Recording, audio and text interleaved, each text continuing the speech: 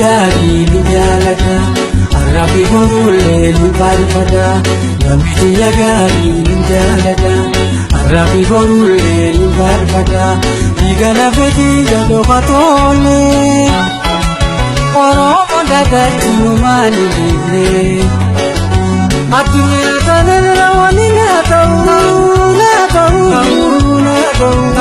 afaan Oromootiin yookaan naasa'u addunyaa kanarra wani naa ta'u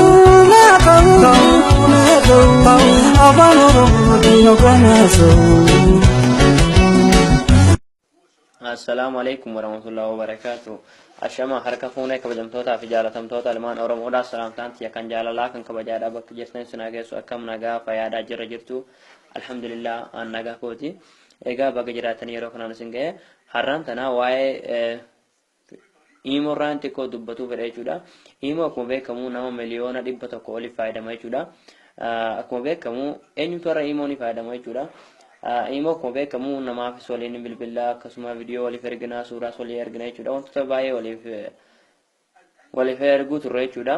Haa ta'u malee Imo keessa dongorri baay'eetu jira jechuudha. Akkuma beekamu Imoon osoo hin beekne fa'aa suuraa fa'aa viidiyoo fa'aa waraabdee namatti hiriyoota keenyatti sheerii gootee ergite jechuudha. Akkasuma immoo suuraa fa'aa dongorree namatti ergu jira. Akkasuma viidiyoo dongorree namatti ergu jira jechuudha nama hin beekin tokkotti. Kanaaf furmaata isaa haga tokkoon hagaan beekurraaf isiniif ibsuu dhufe jechuudha namoonni hin beekne jiraatan jechuudha. Imo jechuudha fakkeenyaaf wanta tokko dongortanii namatti ergitan jechuudha. Daftanii osoo namni sun hin argine jechuudha yoo raayitii lamallee kaa'e dileetti godhuu qabdan jechuudha isin namtichi ergitan sanitti jechuudha. Fakkeenyaaf mee seennee haa laallu. Egaa fakkeenyaaf asirratti akkuma argitan kun maqaa kiyya jechuudha Barsaa Mangistuu Oromoo Barsaa Mangistuu Yuhun kiyya jechuudha. Fakkeenyaaf mee waa tokko itti ergine haa laallu. Fakkeenyaaf suura itti arginu jechuudha. Egaa muknoo fakkii seendii sana kilikitti haa godhu. Egaa fakkeenyaaf amma suuraa kana dogongoree sana ergee haa jennu jechuudha. Akkuma beekamu kun asirratti seenee jira jechuudha dhufee jira. Raayitii lama kaa'ee jira jechuudha. Garuu hin argine jechuudha. Akka seene Imo waan lama fayyadamuuf tokko tan ergee asirratti seena jee himee jira. Asitti immoo raayitii lama kaa'ee jira jechuudha. Dhugaadhaa seenee hin laalle immoo jechuudha. Fakkeenyaaf suuraa kana dogongoree sana ergee haa jennu jechuudha. Kanaaf maalan godhuu qaba? Waan dogongoree erge kana jechuudha. Dileetti godhu jechuudha. Fakkeenyaaf gadi qabdaniiti dileet ka joharratti kilik gootan jechuudha. Ammallee dileet ka joharratti kilik gootan. Haala kanaan amma badee jira jechuudha.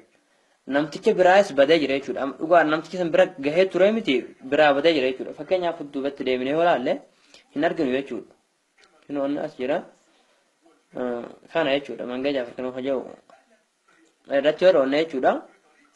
Asirratti garuu akka nama hiriichi kiyya sun yookiin namtichi sun waa ergee dileetti godhee ni beessa jechuudha. Asirratti amma kun akkuma argitan your friend has delete this message ka jedhu ni argitu yoo nabdii qaba.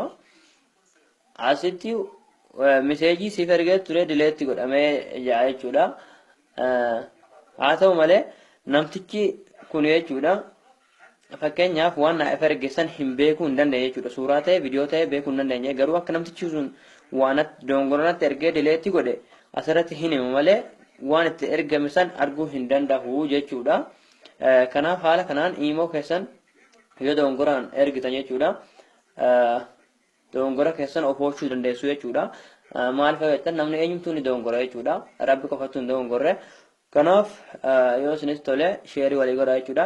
Akkasuma hiriyootan tiyya YouTube banadheetan jira. YouTube kiyya subscribe godhuu hin dagatin jechuudha. YouTube kiyya maqaa Facebook kiyyaatiin jira jechuudha. Kun maqaa Facebook kiyyaati. Bakka sarchii kanarratti jechuudha. Bakka sarchii kanatti Barsaa Mangistuu Oromoo jettanii barreessan jechuudha.